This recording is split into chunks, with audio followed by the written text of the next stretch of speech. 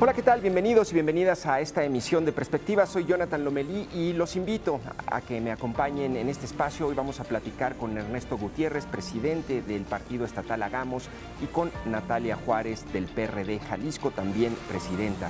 Hablamos sobre la pérdida de registro de estos dos partidos, el primero a nivel estatal y el segundo a nivel nacional, así como un balance general de la elección y las impugnaciones que se han presentado en Jalisco. Los y las invito a que me acompañen. Comenzamos.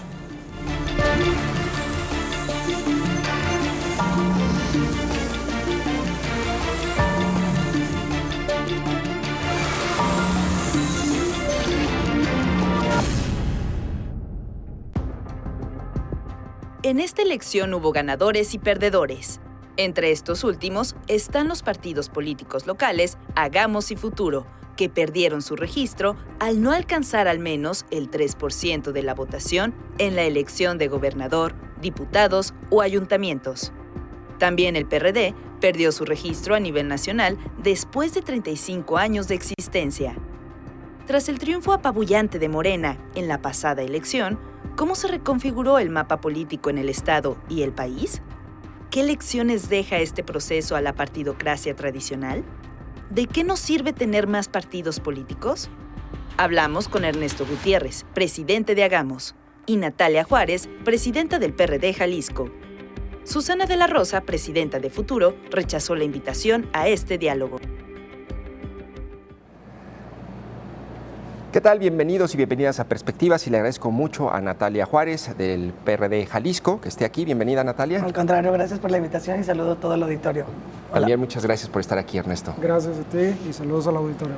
Bueno, la idea, les comparto a la audiencia, es hacer un balance muy general de los resultados electorales, pero también hablar sobre la necesidad o no de tener más partidos políticos y lo que está pasando en torno a la desaparición del PRD a nivel nacional y a nivel estatal de Hagamos. Y me gustaría comenzar contigo, Natalia, con una pregunta abierta. Como presidenta del PRD Jalisco y de la alianza opositora que pues, prácticamente fue avasallada por la ola morena, dime, Natalia, ¿qué pasó el 2 de junio? En una ola así, ¿no? Una ola así, así nada más sacas un poco la cara. Ay, cabrón. Y luego te llevó, nos arrastró, nos revolcó, salimos a la playa y dijimos, ay, cabrón, ¿qué pasó? Y el PRD ya no tenía registro. Tómala, que ya no había. No, fue brutal realmente lo que sucedió el 2 de junio. Fue brutal por muchas cosas, ¿no? Fue brutal porque se habían generado muchas expectativas, hemos trabajado mucho todos para esta elección. Teníamos expectativas fundadas en que la participación de la coalición iba a ser con mayor captación de votos, con mayor simpatía para la ciudadanía, con mayor diálogo con los votantes, y no pasó, y eso no sucedió. Y sí, nos quedamos todavía estupefactos de ver los números, de ver las cifras, pero también de ver una cosa que creo que no tenemos que dejar de decirlo: el mal desempeño de la autoridad electoral. Creo que ese es un tema que no podemos dejar de mencionar ninguno de los partidos, porque ni los que ganaron están contentos, ni los que perdieron estamos contentos. Es decir, realmente aquí quien está haciendo todavía, a estas alturas que estamos, de la fecha que estamos, a 20 de junio. A estas alturas todavía no tenemos claridad de muchas cosas, no se han todavía transparentado muchos procedimientos que fueron mal hechos, no se han explicado de manera, al menos para mi forma de ver y para la forma de ver de muchos de los presidentes, no ha sido resueltas muchísimas dudas que tenemos. Eso, si quieren, lo platicamos más tarde, pero creo que no podemos dejar de ver que todavía quien sigue siendo el protagonista en esta historia sigue siendo una autoridad electoral absolutamente incompetente, absolutamente indolente e irresponsable. Oye, Natalia, ¿pero tú crees que la actuación de la autoridad electoral acumula suficientes irregularidades como para impugnar una elección a gobernador o a otras candidaturas? Desde mi punto de vista y desde el partido del PRD, nosotros no tenemos los elementos para impugnar. Y nosotros no lo vamos a hacer. Quien se sienta y quien sienta que todos los elementos que se han estado juntando para ver si se anula, se repita la elección, eso tendrá que serlo quien se sienta que ha sido agraviado. Nosotros lo que queremos señalar es que no vamos a impugnar nosotros una elección local porque no tenemos los elementos. Además, los números no nos dan. Vamos siendo también realistas y por favor vamos siendo honestos y los partidos políticos dejemos los eufemismos de bueno, es que no los simpatías, no, los números son terribles. Yo no tengo con qué ir a impugnar la elección local porque los números no nos dan. A nivel federal sí estamos haciendo juicios de impugnación porque ha habido irregularidades, no solamente en Jalisco. Creo que el IEPC, el órgano, el OPLE en el Estado, ha sido de los más irresponsables de todo el país. También eso es cierto y con números podemos decirlo. Pero nosotros no tenemos los números ni tenemos tampoco los elementos para decir que vamos a impugnar la elección. Claro. Laura ya salió a reconocer el triunfo de MC, entonces y nosotros pues no vamos a ir por ahí. Gracias, Natalia. En tu caso, Ernesto, ¿tú crees que, o coincides en que, o no, en que hay elementos suficientes, acumulables, para impugnar una elección a gobernador? Es decir, con todo lo que eso implica, ¿o solamente hay unas irregularidades en algunas casillas y cosas que se deberían haber hecho mejor? No, me parece que tan los hay que ya lo hicimos. O sea, la realidad es que esta fue una elección que demostró que el Instituto Electoral no estaba listo, que perdió capacidades respecto de la elección inmediata anterior, que cometió errores y queremos de buena fe entender que son errores inaceptables que yo no había visto jamás en una elección. Nunca. O sea, la idea misma de que una persona, y todo el mundo vimos el caso del Distrito 10, pero hubo en todos los distritos casos similares, haya pensado siquiera en comprar bolsas negras para trasladar votos de la gente de una casilla a un consejo, a escondidas de los partidos políticos, pues por lo menos pone los focos en alerta. Yo te diría, pues el antecedente inmediato que tenemos es que en el 2021 se repitió una elección por la declaración de un cardenal. Sí. Pues me parece que si ese es el rasero, esta elección está atascada, digamos, de fallas en el procedimiento. Oye, pero a ver, esa es pudo haber sido un paquete electoral, vamos a decir una casilla, ¿no? Hubo más de 10,000 casillas, es decir, ¿en cuántas casillas de esas 10,000 hubo irregularidades como para decir hay que repetir la elección? Mira, nada más en el conteo de la elección de la gobernatura hay 300 paquetes electorales que no llegaron con un solo voto. Un solo voto. O sea, te puede pasar una, dos veces, puedes alegar que son alguna situación atípica y demás. 300 en uno solo. Nosotros, por ejemplo, cuidamos particularmente el Distrito 11, porque es uno de los que competimos y ganamos. Nada más en ese distrito tenemos en la elección de diputaciones 13 paquetes electorales que llegaron sin votos.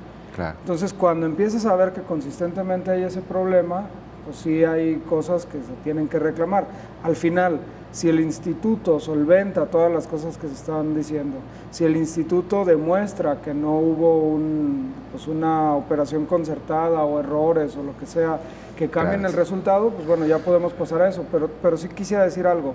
Me parece que también se ha como enmarcado, digamos, la voluntad de emprender juicios y inconformidades y demás como algo negativo cuando es parte también del proceso natural de una elección, que si tú ves que tiene fallas el proceso, pues reclames cuando menos su clarificación. Claro. Oye, me llamó la atención, y esto ya en la, digamos, lectura política, que ayer sale Claudia Delgadillo ya sin Mario Delgado, después de que él había dicho que se iba a quedar a vivir aquí prácticamente hasta que lograran la impugnación, ¿no? No sé si le parecieron, decíamos hace rato, muy caras las rentas, ¿no? Aquí en Guadalajara, por eso se regresó, le salía más barato viajar en avión, ¿verdad? Pero me parece ahí que Mario Delgado ya no cobijó ayer a Claudia Delgadillo, hace una declaración en donde ya implícitamente dice, bueno, ganamos tantas gobernaturas, no incluye la de Jalisco. A mí me parece que políticamente ya dejaron, como se dice aquí a veces, ¿no?, de acuerpar a la candidata Claudia Delgadillo. ¿Me da esa impresión o me equivoco? No, yo no lo percibo. Digo, me parece que los primeros días después de la elección hubo pues un calor y un movimiento mucho mayor, evidentemente, y lo que se decidió fue hacer lo correcto, seguir la ruta jurídica. Claro. Y el asunto es que la ruta jurídica en todos los casos siempre es larga, siempre es silenciosa, siempre depende de otros factores. Y pues bueno, Mario y algunos otros actores nacionales de Morena pues tienen una agenda amplia que seguir, nada más y nada menos que acaban de ganar la presidencia de la República. Claro. Pues claro que era normal que esto sucediera, pero me parece que la ruta era la que se está siguiendo. Oye, antes de pasar ya con Natalia, con la pérdida del registro del PRD a nivel nacional, un hecho histórico, me gustaría antes hacerte una pregunta, Ernesto. Sí. ¿Tú te consideras, como presidente de Hagamos, una víctima también de la ola guinda? Es decir, ¿están a punto de perder el registro o ganaron o aprovecharon esa oportunidad de la alianza? Es decir, ¿en el balance hay más que lo que ganaron o más lo que perdieron? No, sin duda ganamos mucho en esta coalición. Más adelante, si quieres, se puede hacer un comparativo puntual de las áreas en las que nosotros estábamos participando. No considero que los triunfos de la ola guinda en Jalisco no sean ajenos, porque finalmente fuimos parte de esa construcción. Entonces, en realidad, desde esa óptica, ganamos con la coalición y ganamos en lo individual. Tenemos ahorita en entredicho el asunto del partido, que estoy cierto que lo vamos a lograr, y eso va a terminar de redondear una muy buena elección para nosotros, pero en ningún caso podríamos ser víctimas, porque pues, nosotros hicimos un cálculo a la hora de hacer un acuerdo electoral y somos los responsables de tomar esa decisión. Claro, bueno, ahorita volvemos con eso, y antes me gustaría, Natalia, ¿tú desde cuándo militas en el PRD? 2009 aproximadamente, pero siempre he sido simpatizante del PRD. Siempre ha sido. Oye, en el caso de la pérdida del registro a nivel nacional, ¿tú consideras que es un error o un acierto la alianza con el PRI y con el PAN? Mira, tú ahorita dijiste algo, somos víctimas del movimiento guinda, de la ola guinda, quien sea. Yo creo que nadie tiene que sentirse víctima, ni el PRD perdiendo el registro, ni ningún otro partido. Nosotros creo que también hemos tenido unos ciertos errores, hemos cometido sistemáticamente. Yo estaba completamente en contra, por ejemplo, en 2018 ir con Anaya como candidato a la presidencia de la República, porque yo decía, y sigo pensándolo, Anaya era abiertamente panista, y era un panista recalcitrante, es decir, lo que todo un panista significa, y esto no es ni bueno ni malo, simplemente estoy diciendo que tienen ciertas características y que tienen ciertas agendas que no compartimos algunas de ellas. Nosotros no le dimos una opción a la ciudadanía que sentía o que tiene simpatía por la izquierda, porque nunca iba a votar una persona que es simpatizante de la izquierda por un personaje absolutamente de derecha. Y nosotros no le dimos opción en 2018 a este simpatizante, a ese histórico seguidor de la izquierda, de causas de la izquierda, no le dimos opción, y la única opción que tuvo fue Andrés Manuel, porque esa izquierda que nosotros representábamos no le representaba una atracción a esta ciudadanía, a este grupo de personas. En 2018 creo que ahí fue un punto de quiebre muy, muy complicado. ¿Qué sentimiento te genera como militante la pérdida del registro? Es decir, ver el desastre de pronto y saber que... Para mí es tristísimo. Para mí, en lo personal, es devastador, es triste. He llorado, y he llorado mucho. El partido, llorado con lágrimas, no estoy hablando de una cuestión metafórica. Metafóricamente, sí. Yo lo he sentido porque yo he trabajado en este partido mucho, yo creo en el partido, las causas que nosotros perseguimos, cuando todavía hablar de despenalización del aborto, de hablar del consumo de drogas, cuando hablar de la libre convivencia no era rentable políticamente, nosotros ya lo perseguíamos, porque no perseguíamos votos, nosotros sí perseguíamos ideales, nosotros sí perseguíamos causas que para nosotros, con todo y que no fuera rentable, íbamos a por ellas. Y ahora ya no tenemos ese vehículo para seguir peleando por ellas. También es cierto que yo, desde mi experiencia y desde donde yo me muevo, también es cierto que la política ya no solamente está hecha o no se hace solamente desde los partidos políticos. Esta cuestión de la partidocracia tradicional que hablaban ahorita en el intro, creo que tenemos otros espacios donde hacer política. Afortunadamente las redes, afortunadamente las colectivas, afortunadamente las causas también se pueden pelear desde otras trincheras. A mí me gustaba hacerlo desde el PRD. Me gustaba, lo disfrutaba. Claro. Me parecía, insisto, que era un vehículo que a mí me resultaba absolutamente coherente a lo que yo soy, a mi historia y a lo que el partido ha perseguido. Ahorita ya no está. Claro. Ahorita ya no hay manera, ahorita ya no sé, para mí ha sido sí un fuerte golpe, pero tú me dirías, fue como si de repente un pariente tuyo al que quieres muchísimo, un día te dicen, güey, ¿se murió? ¿Cómo? O sea, no. Sí, claro, era claro. como que, caray, sí Digo, puede pasar algo, ¿no? Aunque podías O sea, preverlo, ¿no? Con lo que sí, estaba... sí pensabas, esto puede suceder. ¿Y lo pensabas desde cuándo? Desde el 2018. Desde el Pacto por México, yo creo que Desde fue, los desde ahí empezó la enfermedad mortal, ¿no? Empezó la crítica, empezó con todo lo que implicó el Pacto por México, que también tuvo algunas cuestiones positivas, Sí. pero que fue de ahí creo que sí el punto de quiebre. Pero electoralmente, el 2018 empezó todo esto. No fue cuando se fue Andrés Manuel, que también fue un golpe tremendo cuando Andrés Manuel se fue, porque también es cierto que se llevó una gran cantidad de perredistas que históricamente, algunos fundadores del PRD, y se los llevó, se fue con bueno, no se los llevó, los siguieron. Yo también quiero dejar de victimizarnos, por favor, y lo quiero decir bien claro. Yo no soy víctima de Andrés Manuel. Nosotros no somos víctimas de la María Guinda, somos víctimas de nuestros errores, somos víctimas de lo que dejamos de hacer, somos víctimas de que no fuimos, insisto, atractivos para el ciudadano. ¿Cómo le vas a decir a un ciudadano, otra vez, progresista, nuestro candidato es Ricardo Anaya? A mí, ¿sabes cuánto me costó cruzar la boleta, aunque haya sido por el PRD? Qué horror. O sea, bueno, no es una película de terror, lo que quiero decir es de que sí hubo elementos que nos tiene ahora en lo que nos tiene, no Andrés Manuel. Perdón, termino. Sí. Si seguimos, y esta es una crítica que yo lo he hecho a mi partido, si seguimos personalizando nuestros problemas en Andrés Manuel, no estamos viendo un escenario muchísimo más complejo, multifactorial, que es lo que nos tiene aquí a nosotros, no es Andrés. Claro. Oye, hay una frase, con esto termino contigo en esta parte, No que me pareció conmigo, lapidaria, por favor. termino en la parte de la conversación sobre el tema. Hay una frase lapidaria de una columna que escribe Alejandro Encinas, ¿no? Y dice, al final, tras 35 años de existencia, el voto popular decidió que el Partido de la Revolución Democrática perdiera su registro, con lo que a final de cuentas no se perdió nada. No, cómo no. Y me duele mucho que Encinas diga esto. Porque Encinas trabajó mucho en el partido. Claro, fue un porque fundador. porque Andrés Manuel fue jefe de gobierno gracias al PRD. Y porque cuando Andrés se fue de candidato quedó Encinas como encargado, ¿te acuerdas? Como claro, jefe de gobierno. Y claro que lastima también eso, porque hay que también entender la historia. El país no nació cuando nació Morena.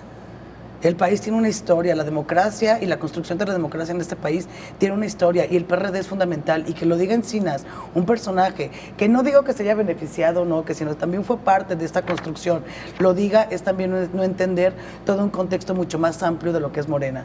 México, como dice la canción, no nació el día que te conocí, ¿no? Yo en México no nació el día que Morena nació. Claro. Eso tiene un proceso muchísimo más complejo. ¿En dónde ubicas a Morena en el espectro político? ¿Es de izquierda o de dónde? No, ¿qué pasó? ¿Cómo la ubicas tú? No, pues como que de izquierda. Un partido de izquierda no trata hacia los migrantes, un partido de izquierda no trata así la agenda de género, un partido de izquierda no quiere desmantelar instituciones, un partido de izquierda quiere fortalecer las instituciones, un partido de izquierda no trata así a las madres buscadoras, y un partido de izquierda pone por encima los derechos humanos que por otra cosa. Y este gobierno, al menos el que pasó, el que está pasando, no es un gobierno de izquierda, por lo cual, claro que Morena no es un partido de izquierda. De ninguna manera, yo lo pongo centro-derecha. Centro-derecha. ¿Ubicas en el espectro político a Morena en el centro-derecha? Digamos, al final es tu aliado político. Sí, pues mira, ¿Dónde lo ubicas? Yo creo que es un partido, bueno, a ver, empezaría por decir, creo que en el contexto global es muy difícil ahorita identificar a los partidos en, claro, en un rubro de izquierda-derecha, aunque sigue habiendo luchas tradicionales que te pueden como poner en cualquiera de estos dos, pero me parece que por su naturaleza y por ser tan grande y por estar en el poder es uno de estos partidos que les llaman como atrapa todo, ¿no? Un poco. Pero yo sí creo que hay algunas agendas, digamos, que sí han ido dirigidas a la justicia social, que me parece que han puesto, sí desde el discurso, pero también desde herramientas concretas, digamos, esa parte del incremento salarial, algunas otras que son las que nosotros nos hacen coincidir en esos puntos, y al mismo tiempo han tenido decisiones de un corte más bien conservador, pero creo que fundamentalmente sí es un partido que tiene, digamos, a la justicia social como su eje. Ahora, no compartimos todo, si no seríamos del mismo partido. Nosotros desde Hagamos lo que encontramos son algunos puntos de coincidencia, y en la elección que acaba de pasar, digamos, en los dos bloques que teníamos enfrente, pues es con el que más coincidencia. ¿Cuál es la principal diferencia con Morena, por ejemplo, de Hagamos? Bueno, nosotros de entrada estamos más en el espectro socialdemócrata, digamos, y sí creemos en la justicia social, pero a partir de generar las condiciones de equidad de arranque, digamos, ¿no? Y con una visión más republicana. ¿Y eso no lo plantea Morena o en qué se diferencia de lo que plantea Morena? No, pues sí hay algunas agendas en las que no coincidimos. ¿Como en cuál? fondo, A ver, en un la momento. militarización, por ejemplo. Ah, claro, ahí no. Oye, Ernesto, a ver, ¿va a perder Hagamos el registro o no? Lo que yo vi y que me pareció tremendo es que dice la ley, para que puedan ustedes conservar el registro necesitan el 3% de la elección a diputados o de ayuntamientos o de gobernador. Y entiendo que están a punto 5 o .05 de la de ayuntamientos, ¿o cuánto Ya es? menos. ¿Por ciento cuánto? Sí, mira, una de las cosas que mencionaba Natalia, que me parece increíble, es que estamos ya a 18 días de la elección. Ayer apenas recibimos un oficio del IEPC a petición de parte, solicitándole pues, que nos dijera cuánto tenemos, ¿no? En votos, porque no, el asunto es que, digo, el PREP que no sirvió para nada no es una referencia. Luego suben actas, las suman y no da lo mismo las actas que las sumas. Luego revisas a detalle las actas y en las mismas actas dicen 4 más 4 igual a 6. O sea, es un relajo, ¿no? Y hay actas que tampoco se ven, ¿eh? O sea, porque están escaneadas, no están capturadas. Exactamente. A diferencia del INE, que es increíble. Coincidieron hasta en las mismas casillas, y de las mismas casillas hubo resultados en 6 horas de la elección federal, y en 18 días no tenemos información clara de la local. Bueno, con esto preguntado nosotros tenemos, y me va a quedar nada más en los primeros 2 decimales, el 2.97 en la elección local, entonces, y siguen más números, entonces estamos a 0.02 y fracción de lograr el registro. ¿Cuál es la confianza que nosotros tenemos? En una revisión rápida de las actas que hicimos para poder iniciar juicios de inconformidad de algunos otros recursos, pues nos damos cuenta de errores aritméticos, nos damos cuenta, esto fue súper repetido, que el traslado de votos, por ejemplo, en una boleta alguien tachó Hagamos, tachó Futuro y tachó Morena. Pues lo práctico era ponérselos los 3 a Morena, pero metodológicamente eso es incorrecto, porque esos votos se tenían que fraccionar claro, y entrar en una categoría distinta de conteo. Nosotros identificamos suficientes actas con errores para pensar que una vez corregido ese error, vamos a contar con el registro. Pero además hay, insisto, actas con errores aritméticos y boletas que no se contaron. Ya te di un par de ejemplos, pero yo simplemente te diría, hay una declaración hace 2-3 días en NTR, por ejemplo, de 70,000 votos no computados, más los que te acabo de decir. Si a nosotros nos faltaron, según las cuentas del IEPC, y perdón que vaya mi acordeón, 958 votos para lograr el registro, y hay perdidos más de 90,000, pues yo sí tengo la duda razonable de que ahí 958 votos, eso es lo que representa el 0.02% que dices. Correcto. Estás a menos de 1,000 votos de obtener el registro. Es correcto. Sí. Sí, y ya estamos esperando, ya entraron los juicios. Y algo que diría que me parece bien importante y va ligado a la idea que te decía hace rato, que luego se interpreta como, es que no están admitiendo y claro, es rijoso y tal. Es que el proceso también se debe de revisar, porque en el proceso también se cometen errores. Y una cosa importante es que nosotros no estamos buscando, y esto lo quiero decir muy claramente, que los tribunales nos den lo que no nos dieron las urnas. Lo que estamos buscando es que se cuente bien, que se organice bien lo que está, y a partir de eso tener un resultado. Si una vez que se hizo eso tampoco nos da, pues bueno, ya lo admitiremos, pero hoy lo que sí hay es un proceso que no es tan claro. Oye, en el caso, por ejemplo, de Mazamitla, que ustedes declinó su candidato, no hubo candidato, ¿esos votos no les cuentan? No, todos fueron votos nulos. ¿Cuántos fueron no tendríamos este problema. ¿Con Mazamitla hubieran...? Sí. ¿Cuántos votos tuvo en una Mazamitla? estimación, porque nada más hubo votos nulos y ya no pudimos conocer, porque además tampoco tuvimos funcionarios de casilla. ¿Pero cuántos votos les iba a representar Mazamitla mínimo? En una mala elección, 4,500, 5,000 votos. O sea, con eso hubieran salvado el registro. Y sabemos... Circunstancias. ¿Y sabemos por qué declinó? No, las razones que nos dio el presidente y la planilla fueron de carácter personal.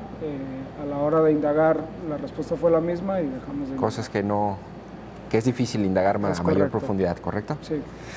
Bueno, lamentable. Si les parece, Ernesto, Natalia, vamos a una breve pausa y regresamos para seguir platicando Claro. sobre el tema de los resultados electorales y la pérdida de registro de Hagamos, que a lo mejor lo va a recuperar, pero el PRD Jalisco sí, a nivel nacional, desaparece también. Vamos a un corte y regresamos.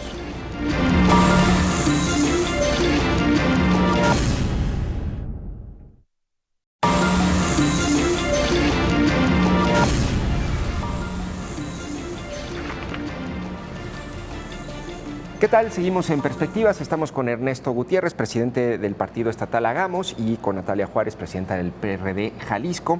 Y me gustaría preguntarte, Natalia, la última vez que te vi, estábamos en un evento en el Cabañas y te acercaste a un magistrado presidente del Tribunal Electoral y lo confrontaste diciéndole muy fuertemente que había cometido violencia contra una subordinada a partir de un video que se hizo viral en donde él hace algunos comentarios sexistas, según se interpretó, aunque él siempre lo negó. Y después vi una declaración tuya también, Natalia, en donde acusaste de un sesgo, no sé si patriarcal o machista en la conducción del partido del PRI y del PRD y del PAN a nivel estatal, ¿no? Con los actuales dirigentes, a diferencia de cómo se habían conducido con Laura Aro y Diana González como presidentas. Mi pregunta un poco es, ¿qué cosas o qué dificultades enfrenta una mujer, una política, ¿no?, todavía hoy, en 2024, en un proceso electoral como el que acabamos de vivir? En ese sentido. Encuentras muchas complicaciones todavía. Y mira que una mujer como yo, que la verdad me escondo pocas cosas y que no tengo muchas limitaciones en decir lo que pienso, claro, y que no tengo broncas tampoco en defender nada de lo que yo creo que es correcto, pero aún así se siguen teniendo y se siguen manteniendo prácticas muy fuertes. Lo que pasó con el magistrado, que me parece todavía muy fuerte que no haya salido a dar una disculpa de cara a un proceso tan complejo como el que vivimos y que jamás haya aceptado que lo que hicieron no fueron interpretaciones del video de lo que sucedió. Lo que sucedió en el video sí es una clara muestra de lo que los hombres todavía siguen hablando sobre las mujeres y cómo se siguen refiriendo a las mujeres en un espacio público. Si eso no lo hacen en un espacio público, no quiero pensar en el espacio privado. Perdón, un paréntesis. A mí me llamó poderosamente la atención la entrevista de Xóchitl a Reforma, en donde dice, me gritó Marco Cortés. Me gritó. ¿No? O sea, y que no lo haya dicho. Y que luego pero dice, si eso lo hizo allí, lo hizo todo el tiempo. Los hombres siguen pensando que gritando, y lo dice Xóchitl también, y tienen que repensarse sus maneras de sacar también su ira o el manejo de la ira, por ejemplo, ¿no? Pero como bien dice, si lo hizo una vez, no creo que haya sido solamente esa vez en la que siempre, sé que también son momentos álgidos, pero que no creo que haya sido solamente esa ocasión. Claro. Pero claro que sí hay bien cosas. Imagínate la candidata a la presidencia, una mujer que tiene todos los reflectores, una mujer que también es una mujer bastante valiente, que ahora venga a denunciar es que el presidente de Acción Nacional me gritó y no quiero pensar lo que otros lo hayan hecho. Claro que hay maneras diferentes de hacer política entre hombres y mujeres, o al menos digamos los tradicionales, porque yo sí creo que también las nuevas generaciones, y esto lo digo también por Ernesto y por algunos otros compañeros, que nos podemos sentar de una manera respetuosa y entendiendo las diferencias, pero que yo nunca he sentido, por ejemplo, por parte de Ernesto, por políticos más jóvenes, algún tipo de agresión, ni siquiera verbal, ni siquiera de un lenguaje corporal. Pero pasa, y sí pasa, como te digo, diferencias. Yo cuando estuve con Diana y con Laura, la manera en que las tres nos relacionábamos para hacer políticas y para llegar a acuerdos, porque aparte acuérdate que fueron momentos muy difíciles en los que estábamos conformando una coalición. Y definiendo candidaturas. Estábamos definiendo candidaturas y estábamos definiendo porcentajes y estábamos definiendo cuánto se iba a ir a la campaña y estábamos definiendo de recursos económicos. O sea, cosas que no son poca cosa, ¿eh? Es decir, elementos fuertes de negociación política que puede convertirse en algo álgido, pero siempre fue con respeto y en igualdad de condiciones. Yo entiendo que el PRD era el participante más débil en esa coalición, ¿no? Entiendo que por los números, por las mismas cuestiones de recursos económicos, por la misma estructura que se fue degradando en el Estado, entiendo que éramos el participante más débil, pero nunca hubo, por parte de mis compañeras, una manera diferente de tratarme a mí, como nos tratábamos entre las tres. Nunca. Yo nunca me sentí ni excluida, ni me sentí que se iban ellas a acordar y que luego venían conmigo y me daban, me aplicaban mayoría. Nunca sentí eso. Sí lo sentí, y no solo que lo sentí, pasó ya cuando estuvieron dos presidentes. Antonio y yo Padilla sola, del PRI y Juan Pablo Colín y yo del sola PAN. como mujer. Y claro que yo sabía que acordaban, y claro que yo me daba cuenta que acordaban, y cuando había reuniones pequeñas, yo les decía, oigan, no frieguen, o sea, pues esto es de tres, aunque yo sea candidata, yo todavía soy presidente del partido, porque yo no dejé la presidencia del partido, porque también fue un acuerdo nacional, fue un acuerdo con mi presidente nacional, que íbamos a seguir, ¿no? Y no es que yo me aferrara, era una cuestión que fue un acuerdo político. Y yo seguía siendo presidenta, y me trataban no como presidenta, me trataban como candidata y como a veces eso, ¿no? Claro. Y los acuerdos, insisto, que se tomaban, pues ya no me tomaban en cuenta. Uno de ellos me dijo, es que, Morris, ¿de qué estás hablando? ¿Qué pasó con este Twitter? Nosotros nada más nos hemos ido algunas veces para tomar unos vinos. Y yo le digo, es que siguen pensando que las cantinas son los lugares para tomar acuerdos. Y yo no tengo problemas en una cantina a tomar acuerdos. Pero ellos dicen, como somos dos machos, pues nos vamos a la cantina a acordar. La morra no va a tener ninguna bronca porque pues nosotros nos estamos tomando una cerveza. Claro. Y le dije a uno de ellos, y fueron a hablar del nombre de tu hija, cómo le vas a poner a tu hija o qué. No, fueron a hacer acuerdos políticos. Claro. No me digas que porque se fueron a tomar unos vinos, eso implica que no estamos, que no están haciendo, que no están acordando y que no están poniendo cuestiones de la coalición sobre la mesa. Oye, en esta elección, y ahorita ya paso contigo, Ernesto, ocurrió digamos, momento ríspido, ¿no? En el debate en donde Laura Haro acusa a Lemus de machista, ¿no? Le dice violentador, que yo sigo pensando, ¿no? Que lo fue. Digamos, hay toda una discusión en torno a eso. Después Lemus se disculpa, pero con el papá, y no se disculpa con no solamente eso, se disculpa frente a un sacerdote. Claro. O sea, con todo mal. Ahí estuvo todo mal.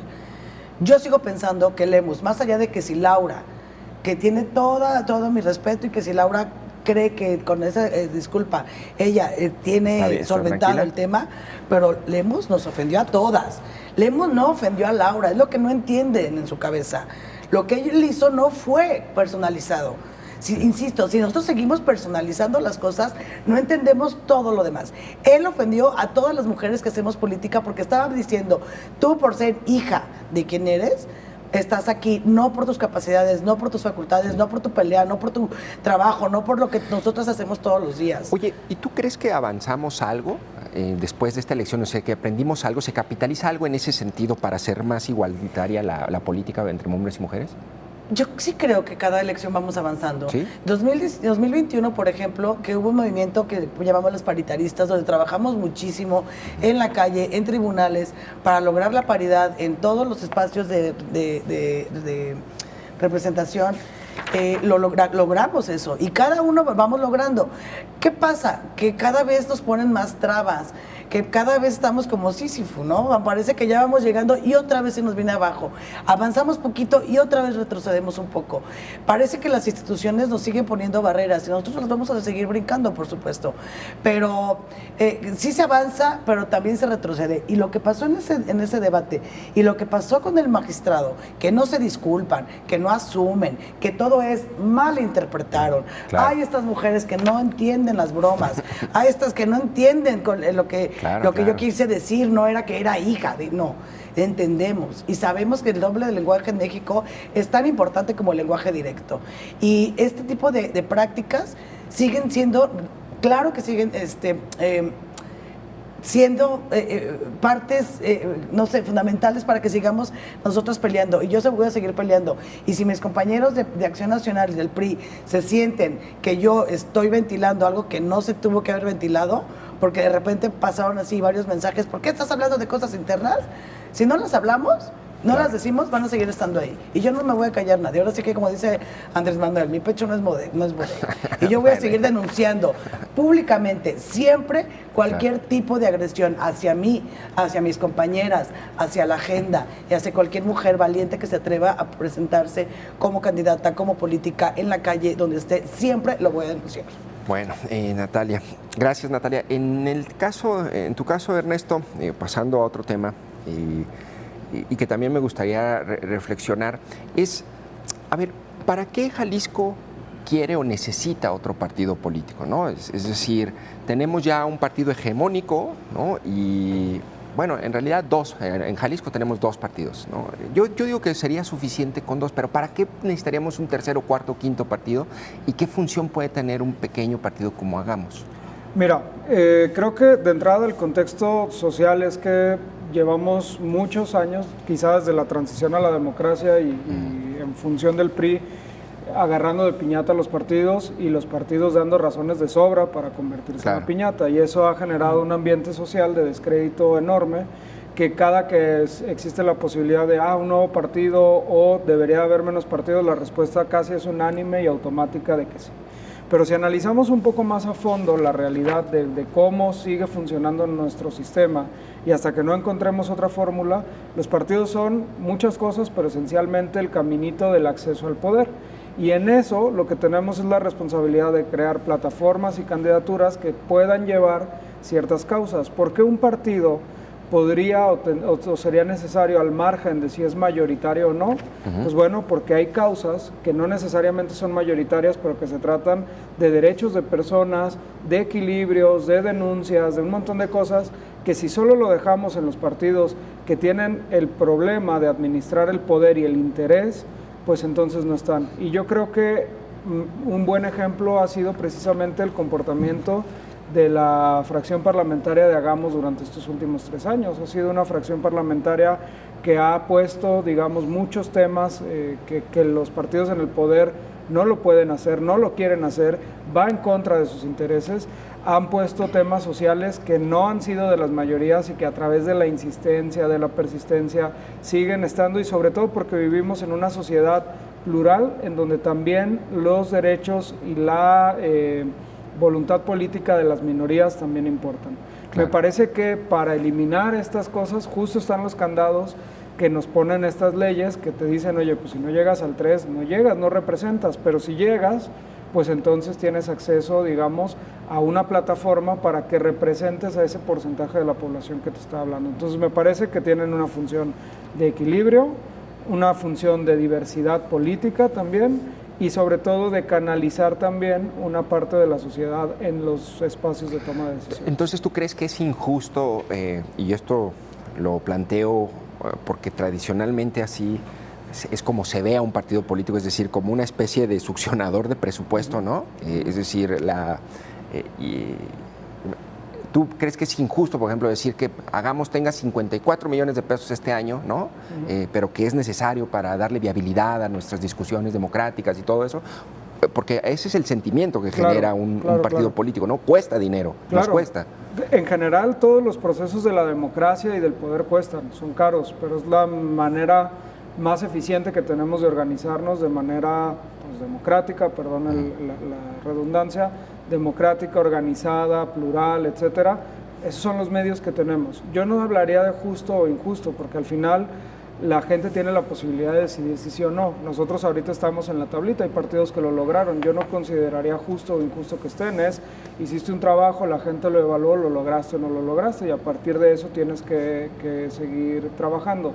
Yo creo que sí hay un reto social que tiene que llegar la discusión, que se ha dado ya la discusión en torno a los métodos de financiamiento, a los montos, a un montón de cosas, pero hasta que no encontremos una vía distinta a los partidos políticos, no para hacer política, porque ahí estoy con Natalia, política se puede hacer en muchos niveles, y ahorita ni siquiera se requiere incluso coincidencia física para poder hacer política en muchos aspectos, pero para el acceso al poder, que es donde las decisiones políticas se traducen en cosas materiales para la gente, los partidos políticos son los que tenemos esa responsabilidad. ¿A qué nos tenemos que obligar? Yo, de hecho, creo que sería poco sano una democracia en donde tengamos nada más 2 partidos disputándose todo, porque entonces ahí sí, agendas como las que ya mencionaba Natalia antes, pues mientras una encuesta te diga que un tema es popular o no lo es, entonces no van a entrar, al margen de que se trate de asuntos que afectan la vida de muchas personas. Aunque pues en Estados Unidos son 2 partidos y, digamos, funciona más o menos y es más barato, ¿o no? Pues yo no sé si es más barato, el financiamiento viene de otro lugar. Sí, privado, bueno, sí, claro, en realidad. Y también me parece que el modelo de Estados Unidos tiene cosas buenas, pero siempre que lo evocamos parece como que fuera el modelo a seguir, y tampoco creo que el modelo estadounidense sea el modelo idóneo para tomar en cuenta como una democracia de avanzada. Claro, digo, esto a nivel local, pero a nivel federal, Natalia, me llamó la atención ayer, bueno, hoy, una declaración que se publica en El Informador del presidente del PRI estatal, aquí el PRI en Jalisco, ¿no? Dice, bueno, vamos a hacer un estudio mercadológico para ver si le cambiamos el nombre y el logo al PRI, ¿no? Y hay una pregunta que creo que nadie se está haciendo a profundidad, que es, ¿qué va a pasar con la oposición? Es decir, ¿qué va a pasar con el PAN y con el PRI a nivel federal, a nivel local? Digamos, el PRD ya no, pero ¿cuál es el destino? Otra vez. Pero ¿cuál es el destino? Pero ¿cuál es el destino de estos partidos de oposición a nivel federal? ¿Qué tiene que pasar para que sean viables, o habrá que cambiar de nombre y logo, o cuál es la vía? Yo no te puedo dar esa respuesta porque yo no soy militante de esos partidos, ni del PAN ni del PRI. Ellos sabrán lo que tienen que hacer y cuál es la ruta que tienen que seguir, si tienen que cambiar logos, si tienen que cambiar sus colores, si tienen que cambiar... Aunque fuiste en alianza con ellos. Sí, pero ¿no? yo no soy panista ni soy priista. Yo hasta ahorita sigo siendo perredista. Yo no tengo todavía una notificación en que se haya perdido el registro. Hasta en tanto, yo sigo siendo perredista. Y es más, a lo mejor desapareciendo, seguiré siendo perredista. Es el único partido del que yo he participado, es el único partido, creo, no sé, que voy a participar. Esa ruta lo tendrán que ver ellos. Lo que sí creo que es como oposición, sí tenemos que repensarnos. Como oposición, como institutos políticos, cada quien y cada militancia, cada dirigencia tendrá que tener su ruta a seguir. Pero como oposición, sí tenemos que pensar otra vez, ¿qué dejamos de hacer? Hablaban mucho después de la elección que eran muy abstractas las cosas que la oposición iba a ofrecer a la gente, que si el Estado de Derecho, que si el equilibrio de poderes, que si cosas abstractas decían, ¿no? Y decía por ahí un perredista, pues yo voy a seguir defendiendo las cosas abstractas. Sí, es muy importante tener dinero en el bolsillo, es muy importante tener comida en casa, es muy importante tener una casa, es muy importante estas cosas que son lo cotidiano, lo concreto, lo que inmediatamente a mí me preocupa como ciudadano, pero también como país tenemos que pensar en muchas cosas. Ahora, ¿cómo vamos a llegar a la ciudadanía a decirle lo que es importante también de manera abstracta? Porque sí, a lo mejor es tantas cosas y tantos conceptos del Estado, a la ciudadanía no le dicen nada, pero como sociedad y como democracia sí son importantes. Ahora, esta cuestión de todo hacerlo mercadológico, de todo hacerlo a partir del mercado. Los ciudadanos tenemos que dejar de ver al ciudadano como un cliente. No somos clientes. Aquí en Jalisco ya todas son gerencias. Esto no es una empresa. Administrar y sobre todo que si te da el poder el pueblo, no estás administrando una empresa, ni ellos son clientes, ni nosotros somos clientes. Somos ciudadanos en un estado, y que donde cada uno somos iguales, donde todos somos iguales. Si lo seguimos viendo en el espacio mercadológico y todo por lo que el mercado nos diga, vamos a caer también en lo que pasa en el sistema político estadounidense, donde sí, a lo mejor nada más hay dos partidos, pero hay un montón de lobbies. Y los lobbies son los que marcan la agenda en Estados Unidos, no son los partidos. Claro. Ojo, y los lobbies le meten, las empresas le meten un montón y le inyectan un montón de dinero para que los objetivos empresariales o los activistas puedan llegar a los parlamentarios, a los diputados, a los senadores. Son sistemas diferentes, pero si todo lo dejamos otra vez a lo que el mercado diga y a presentar personajes que el mercado aplauda, entonces estamos haciendo muy malas cosas. Para mí, es mi punto de vista.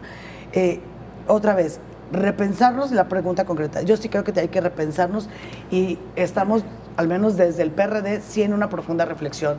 ¿Qué dejamos de hacer? ¿Y qué vamos a hacer? ¿Vamos a fundar un nuevo partido? ¿Vamos a hacer una organización civil? ¿Qué vamos a hacer con esto que tenemos? Poco o mucho de capital que tenemos, o de simpatía, para dejar otra vez el término del mercado fuera. ¿Qué vamos a hacer con esto? Lo estamos pensando y lo estamos repensando. Ahora, yo en lo personal, individualmente, Natalia, ¿qué te gustaría a ti? Yo no sé, ahorita en este momento, porque todavía estoy viviendo un duelo de un amor que tuve durante muchos años y que ya no está conmigo. Estoy viviendo un duelo que yo no sé si los liderazgos del PRD vayan a llevar a cabo un nuevo proyecto, yo no sé si me voy a sumar. Sí, claro. No lo sé porque, insisto, creo que las trincheras donde podemos hacer política, yo nunca he tenido, Jonathan, un cargo. Yo nunca he tenido, nunca he sido diputada, nunca he estado ahí, pero he estado ahí porque las causas y las luchas las he peleado donde tengo que hacerlo y he hecho acuerdos y me he sentado para que salgan agendas que son importantes. Y yo creo otra vez que podemos hacer muchas cosas si queremos lograr, aún sin estar en el poder, y que podemos tener alianzas con el poder. Claro. Gracias, Natalia. Ernesto, ya casi para ir cerrando el programa, finalmente, a nivel local, se perfila una alianza en el Congreso, mayoritaria de Morena y sus aliados, Hagamos Futuro. ¿Tú cómo percibes que se va a dar la dinámica o qué prevén en la dinámica entre el Ejecutivo, es decir, en este caso Pablo Lemus de MC, y una mayoría en el Congreso? Es decir, ¿cuál debe ser el papel de un Congreso en donde hay más opositores que en este caso, como en esta última legislatura con Enrique Alfaro, pues había más semecistas que prácticamente hacían todo lo que decía el gobernador, ¿no? ¿Cuál es el papel que prevén para esta legislatura con esa mayoría? Fíjate que para mí ese es el gran triunfo de la elección. En ¿Sí? realidad yo creo que el poder legislativo es, digamos, al que más tenemos que empoderar y al que más tenemos que exigirle también para que el Estado vaya caminando por todas las funciones que tiene. Durante toda la legislatura pasada y un pedazo de la anterior, pues no era más que un tapete en realidad. O sea, era un buzón donde las iniciativas del gobernador y sus cuates llegaban, pasaban y atropellaban todo lo que había. Hoy, cuando menos, tiene que dialogar. Si tú me preguntas cómo va a ser, me parece que es impredecible y eso está bien. Va a haber una, digamos, si llevamos la coalición electoral a una coalición legislativa, tenemos la mitad exacta del Congreso y eso ya te obliga a negociar. Ya de entrada, para las votaciones ponderadas ya no se pueden sacar sin un acuerdo con esta nueva mayoría, y las votaciones simples también van a depender siempre de convencer, y eso me parece fundamental. Que el criterio sea convencer y no atropellar ya te cambia radicalmente las cosas. Oye, ¿y no es más o menos lo que están acusando que va a ocurrir a nivel nacional con la propuesta de Morena y la reforma judicial? Es decir, van a atropellar. A ver, la parte de la reforma judicial la tenemos primero que aterrizar y creo que hay una discusión todavía muy adelantada en términos del tema de la sobrerepresentación, que yo no sé por qué no se ha explicado tan claramente, pero en realidad falta ver cómo se va a aplicar para ver de qué tamaño va a ser la mayoría. Yo, en lo general, sigo creyendo que justo para eso es el diseño de las plurinominales. Tiene que haber un equilibrio y un diálogo en los poderes. Si después de una interpretación adecuada de los términos de sobrerepresentación termina habiendo una mayoría de Morena, pues tiene que haber responsabilidad en ese sentido. Ese es, digamos, el gran reto que se tiene, y que aquí en lo local venimos de un antecedente, pues bueno, lamentable y más por decir. Yo sigo teniendo a lo mejor ingenua fe en que no podemos dar por sentado que la parte del PAN-PRI que llegó al Congreso ya en automático se lo tenemos que poner a Movimiento Ciudadano, y me parece que esas bisagras que tenemos de PAN-PRI, de Futuro, de Hagamos, de Morena, del PT, del Verde, son suficientes para tener que obligar a una negociación que no lleve a la parálisis, porque también a mí me parece importante decir que claro, yo no soy un creyente de las oposiciones en el término más rudo, como de lo que me digas no va a salir, sino de poder ir negociando cosas y poder ir haciendo adecuaciones y todo a que los mejores proyectos sean los que tengan respaldo. Claro. Natalia, y en tu caso, a nivel local, ¿tú qué vislumbras para esta legislatura y el papel que puedan tener, pues bueno, tus aliados hasta esta elección PRI-PAN? Pues yo espero que siempre sea a partir de la crítica, o sea, una crítica constructiva. En democracia la oposición es tan importante como el ejercicio mismo del poder, tan importante.